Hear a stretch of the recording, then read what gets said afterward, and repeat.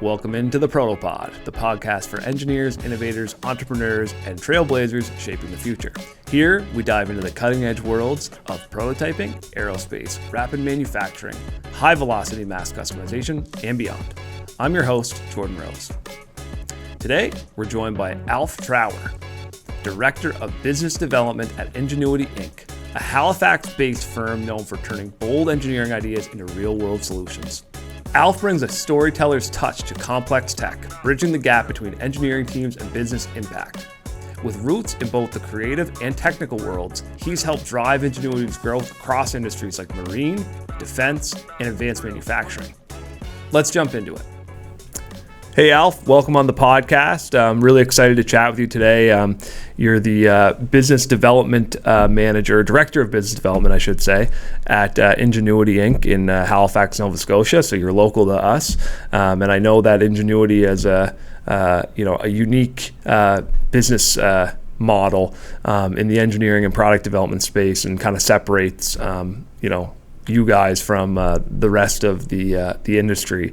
I'd like to just start by getting a little bit more information about you and maybe your professional background, how long you've been with the company, and your professional journey. Sure. Great to be here. Thanks, Jordan. Appreciate the opportunity. We've worked with ProtoCase off and on over the years, so it's great to sort of make a connection with the company through this medium, which is very cool. So I studied geology and physical geography 100 years ago in London. Never used it. First job was as a gaucho, a cowboy on a ranch in Patagonia, so chasing cows. Wow. Which seems a little distant from what we're doing now. Spent about 10, 12 years in software in a global product marketing role, and then about 20 years ago started with a Halifax-based marine engineering company that was dealing mostly oil and gas, underwater inspection, deep water inspections, that kind of thing. And then about 12 years ago started working alongside Enginuity, initially kicking off a couple of small startups, and then about 8 years ago focusing purely on growing Enginuity as a design engineering business. Awesome. So you've been with the company for quite a substantial proportion of the company's existence. I think Enginuity's been around for about 20 years. Well, maybe you want to walk us through the origin stories of Enginuity and kind of what it set out to do at the time of founding. Yeah, absolutely. So the company is founded by Ben Garvey, who's still sitting in his office downstairs. He's still very active day to day as the founder, president, and still the guy to talk to when it comes to creative engineering. Ben's an interesting cat. He's not your average engineer. He grew up in a fairly crazy household of a fine artist, English mother, and an Irish psychiatrist who moved to Canada when he was very, very young. They decided to buy a 96-year-old wooden schooner, and never having sailed before. And so Ben's childhood was very much growing up in a kind of sinking, chaotic marine environment. So when he eventually went to Tons back in the day and studied mechanical engineering, he having graduated, kind of joined those two together, the marine and the engineering. And so he really started up, when he hung a shingle, it was just him. And it was about approaching the marine space here within the Halifax Dartmouth community to solve engineering problems. So organizations like Bedford Institute of Oceanography, Brook Ocean Technologies, companies like those back in the day. And then a very early, quite lucky engagement with Clearwater Seafoods saw a really interesting and quite high-profile innovation for them that really stepped them up as a seafood harvester globally. And from there, the team just grew and grew and grew. So when I joined, we were, I think, 7 people. And wow. We're now kind of 50, 54, 55, something like that. So we've seen some pretty impressive growth over the years. So that's interesting. So you now have kind of expanded outside of the marine space, to my understanding, into other industries, defense. Do you want to talk a little bit about what that process has been like and the why behind it? Yeah, for sure. So we're a group of creative people, very creative on the engineering front, quite creative on the commercialization front as well. I mentioned a couple of startups earlier. And when you look at Atlantic Canada, certainly as someone coming from Europe and having sort of worked around the globe a little bit, it's a tiny place, tiny population. You know this as much as anyone. So within a sort of 3 hour, 4 hour drive radius, I've got access to maybe 1 million, 1.5 million people. So it's a tiny market. So when you've got creative people, and you as you start to build that team and you want that team to be busy, you effectively end up saying yes more times than you say no. And so you start, when we looked at this about 5 years ago, it was okay, so we've done medical device design, we've done harsh environment engineering, we've done lots of marine and fishing and military, we've done new product development. It's a real wide swath of stuff that we've done over the years. So we re-engineered the business about 5 years ago into more of a program model.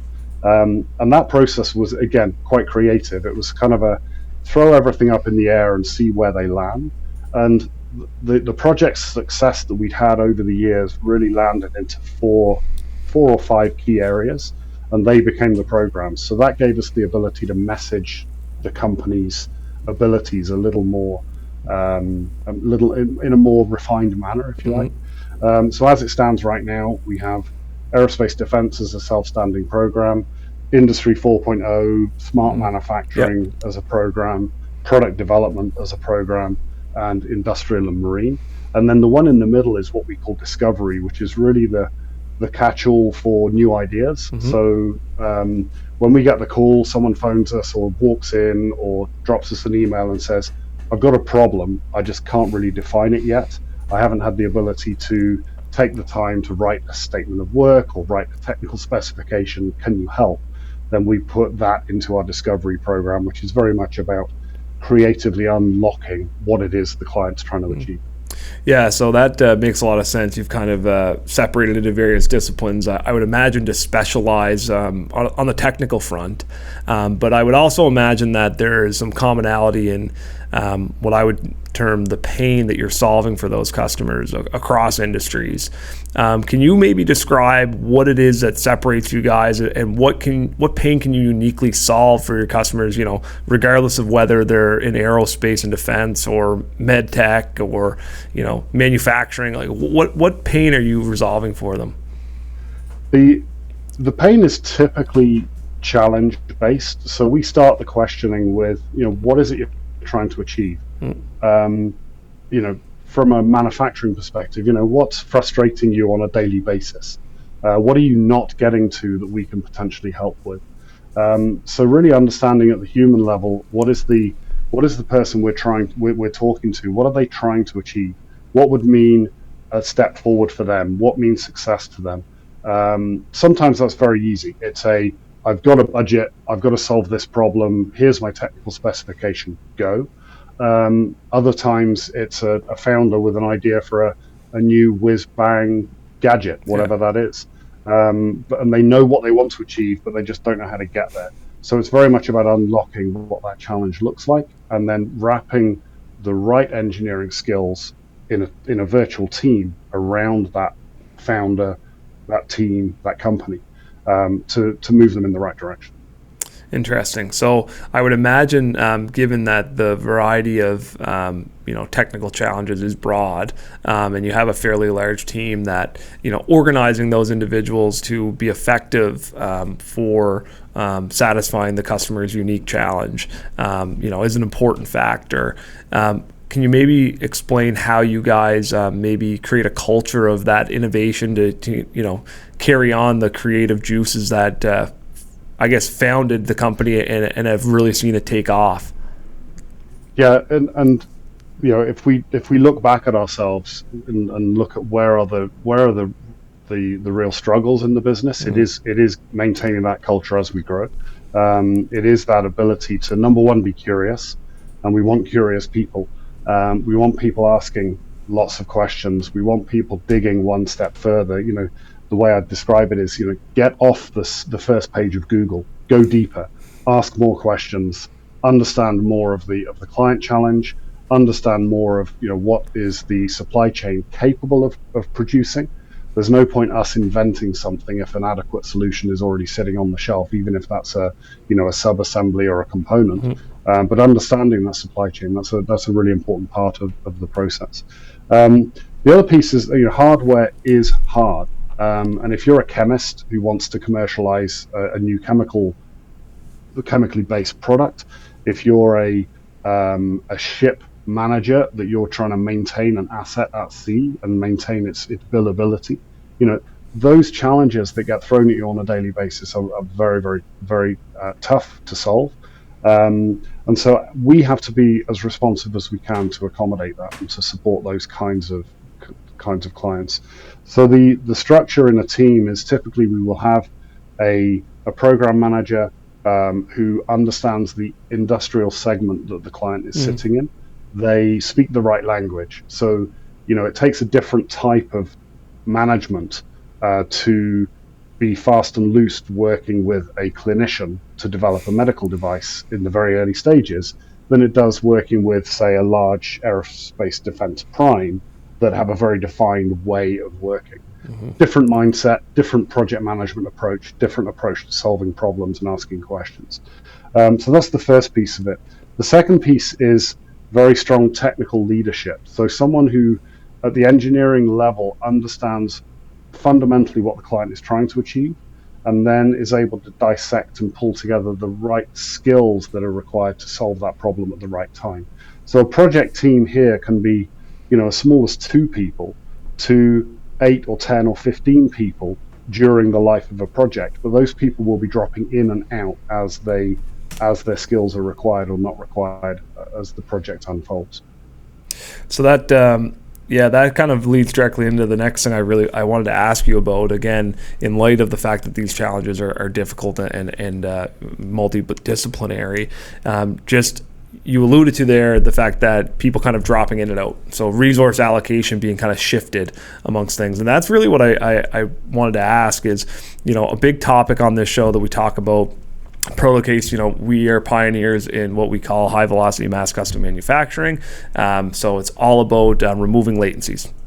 Basically, in a nutshell, it's we know projects stop and cost go through the roof when latencies jump into things, get involved in projects, and really end up killing motivation on the project as well. So that was my question: is what types of things does Enginuity do or are doing to make sure that project velocity or momentum is maintained, apart from just shuffling people around so the right people are there at the right time to pass the baton, so to speak. But what else do you guys do to make sure that you don't lose momentum on these critical projects? Great question, and it's constant source because we're playing whack-a-mole a lot of the time. At any one time we've got maybe 25 or 30 different projects. There are pulls on individual resources, particularly the good ones. Your shining stars are always the busiest people. But so getting a strong mentorship process in place so that you're bringing up your junior resources and growing them into really good experienced resource as the company develops is critical. In terms of coming back to the client, it is really a maniacal focus on client need, communicating at the cadence that the client requires. So if we need a 15-minute kind of toolbox talk with the entire team and the client team every day in order to meet an objective, we set that up. We always will have a weekly touch point or a weekly check-in, and that typically will be either in our format, or if there is a specific format the client requires, it's like, okay, we'll follow your methodology. So we mold ourselves to the client's processes as best we can. Always a bit of a learning curve when you start those discussions. And then the other critical piece of it is making sure that there are multiple people that understand the client objective and various people within that client chain. So, I will, as being the BD guy, sort of on the pointy end of it, if you like, I will always maintain a connection with the higher ups in the business so that I've got a back door. I can call them and just say, everything good? Are we clear here? Do we understand? Are we aligned? My door's always open, that kind of thing. And that's really important. And that goes all the way up to Ben downstairs in his corner office. And then the other piece of it is anybody on the team should be and is empowered to ask questions of the client, of the project leadership within the team about whether they are adding value. And if they're not, they need, that needs to be flagged and needs to be escalated. So it's very much a fluid mechanism. It's not without its challenges. The easiest thing in the world is to assign a team and say you're going to be working on this 8 hours a day, 5 days a week for the next 8 months. That's great for revenue. The CFO is very happy, but it's not necessarily great for the individuals, and it's not necessarily great for the clients. So we try and build this balance of really energetic, quick in, quick out piecework for certain skilled assets that we have within the team, coupled with more sort of a base load. This is my sort of 40%, 50% project that I'm working on, which is kind of long and slow burn. And then we interject that with, suddenly you're designing a new, I don't know, electric toothbrush, or you're assessing a new chemical process, or you're looking at a new way of cracking hydrogen, whatever. And the variety is extreme. Yeah, again, a different language, but very much similar concepts to the methodology we use. We've termed it Project DNA. It's a kind of our in-house velocity tool for executing on projects internally. And a lot of it, again, very much related to what you've talked about, relentless focus on the goal, right? The objective that you're talking about, the customer's objective. Also, the other one that we talk about, we term it end-to-end moments, but it's those brief, really well-defined, small scope, tasks or group of tasks that allow you to quickly resolve any uncertainties that may be present, using an expert or whatever, so that you can maintain momentum. And the other thing that kind of stuck out to me there was talking about the communication piece, and that's really about not allowing there to be any latency brought in when things like I can't get a hold of, or I don't know the answer of this. It's having those open lines of communication so that little silly things don't kind of bog you down. Yeah, those are critical. It's we have the term here, rabbit hole, and it's we'll say it in meetings. So rabbit hole, move on. Yeah. Because we're number one, we're very curious people, and we're very interested and very excited to be working on such a diverse portfolio of problems. But I love it when I walk into the kitchen, or into what we call here the decombobulation room, where people are making coffee or they're chatting, and there's the questions are often, so what are you working on? Oh, I'm bogged down in this thing. Well, have you tried doing something in a different way? And that sort of organic process of, well, have you thought about this? Or I was at a trade show a year ago and I saw a really cool technology that might be a good fit for that. Check it out. And that sort of interest level often makes its way to the resource allocation on a project. If someone is a mad keen golfer and we've got someone with an idea for a new golfing product, we'll throw them on the team, regardless of whether they have the right technical skills. As part of that initial discovery process, they are passionate about that subject matter. They will offer really good advice, guidance to the rest of the design team as part of that process, and that is I guess that's one of the differentiators. Yeah, no, that's again something we talk about a lot. Is that idea of a project is really you trying to get from one end of the forest to the other, and you can kind of keep bumping into a tree, but sometimes it just takes somebody else to give you an idea to go around it, right? Which is exactly what you're referring to. I wonder as well, I know I read on your website that you guys have recently kind of expanded your manufacturing footprint. And, from my perspective, that likely increases the velocity of a client like the one you had mentioned earlier, with a new product idea, a chemist or what have you, that says, hey, I need to solve this thing, but I don't really know how to do it. The ability for you guys to satisfy the objective at a higher velocity, taking somebody's idea and turning it into a physical reality. I'm imagining that that manufacturing footprint has helped with that. I was just hoping you would expand on that and tell me what that has done for you and where you see that end of the business going. the the way to start the answer to that question is what's important to Canada right now. And there's lots of talk about productivity and how we kind of suck at productivity.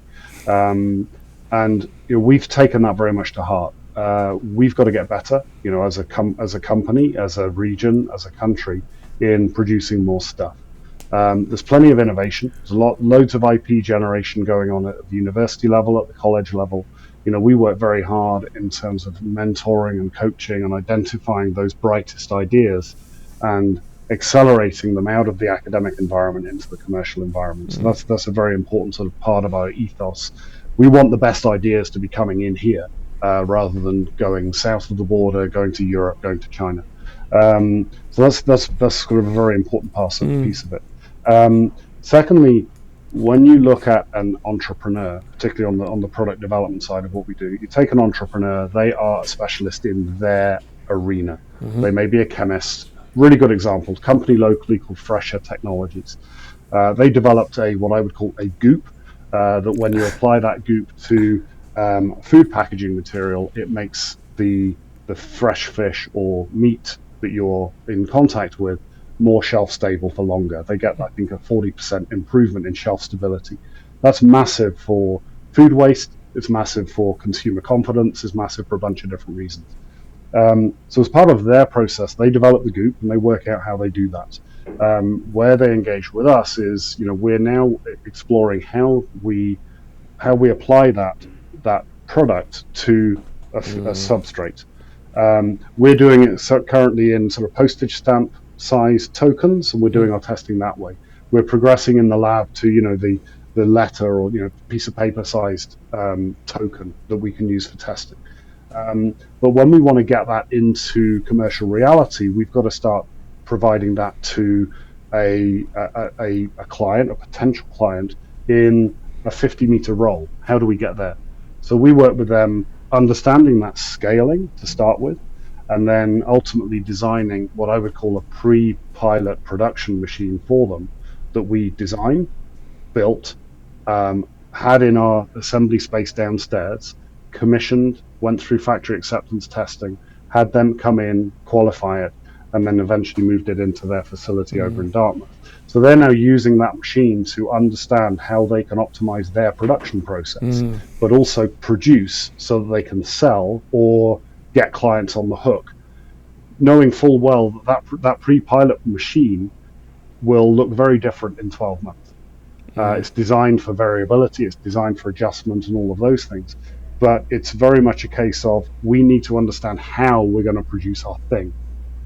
The next step from that, once they do start generating revenue and getting bigger clients on the hook, is locking that production mechanism down into a full production machine. And that's where robotics come in, it's where machine tending comes in, all of those things, and we're doing that as well.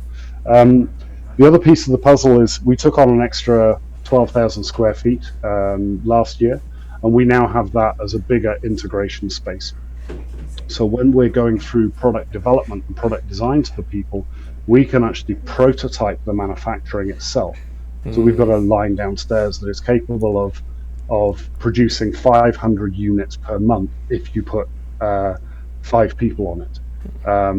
The first order that's required for that particular startup is maybe 100 a month. And we've developed the production line so that it can, if you put one person on, you can produce 100 a month. And so ironing out the kinks in that production process in a prototype manufacturing sense is what we're starting to use that space for. And that's a facility that doesn't really exist in Atlantic, as far as I'm aware. Most companies traditionally have said, okay, I need a bay. I need to go buy rent somewhere with a bay, with a roller door, that I can set up my initial factory in. We can do that internally. We can actually have companies here building stuff in the very initial period while they get their own facility set up. So that capability has really added some value to us, I think. Yeah, so it's quite full spectrum, really. It goes from idea all the way to a workshop for testing and feasibility studies on how you're actually going to take this thing to market. And I think that's really incredible, actually, that that's a service that you guys can provide. My last question for you, I guess, is like, that's a massive feat in my mind. As the director of business development, where do you see the business growing? Is it further down that lane, or is it in another avenue? Where are you guys going? Great question. A lot of the focus right now is on the current geopolitics. So helping companies do more on this side of the border. We're obviously seeing more extension across into Europe. Certainly with the aerospace defense stuff that we're doing, we're starting to breach more into European NATO. But in terms of the actual growth of the business, we've always had the vision that we will build this site in Halifax up to a certain number of bodies. We don't measure the success of the business based on the employee count. We used to do that, and we realized during COVID that it probably wasn't the right mechanism. But get this to a certain point where we've got the capabilities we need to support a certain geography, and then we want to be in a position where we can kind of replicate that elsewhere. We opened a field office in Newport, Rhode Island a couple of years ago. We've got one guy down there doing BD. Ultimately, there will be some engineering resource down there as well, particularly with the cross-border shenanigans going on right now. That may be expedited or it may be slowed down, one or the other. But in over the last 10 years or so, I've been many parts of the world, and I've been looking, and I've been trying to find an equivalent to Enginuity, and I haven't. Found companies that are really good at product design, found companies really good at harsh environment engineering, found companies that are really good at robotics and controls integration, but no one company that's kind of encompasses the whole offering that we have. So that to me is a market opportunity. So where is that next satellite site? Is it in Vancouver to support shipbuilding and ocean tech innovation? Is it in the UK to support product engineering and product development? Those questions are still being asked and somewhat constrained by our own capital requirements and the like. But that's certainly the vision. Is we want small teams move quickly. We don't want to build a 20,000 person skyscraper that just slows everything down with overburdened process, etc. We want to be small teams moving quick. And if we extend east and west, then all we're doing is really extending our working day, so that we can be supporting Western, Eastern Europe more readily than we can now. We can be supporting Western North America and Southeast Asia better than we can now. So that's really where we see it progressing. Very interesting. I'm excited to see where you guys go, and I think that that's a very good and the approach of I guess valuing the agility of a small team, I think, is the right way to go, and to avoid the bureaucracy is I think in everybody's best interest, in both from a productivity and from a happiness perspective. Absolutely. Yeah. No one likes being bogged down. Everyone wants to move quickly. Everyone gets frustrated when it's, if you can't do this because you haven't done that.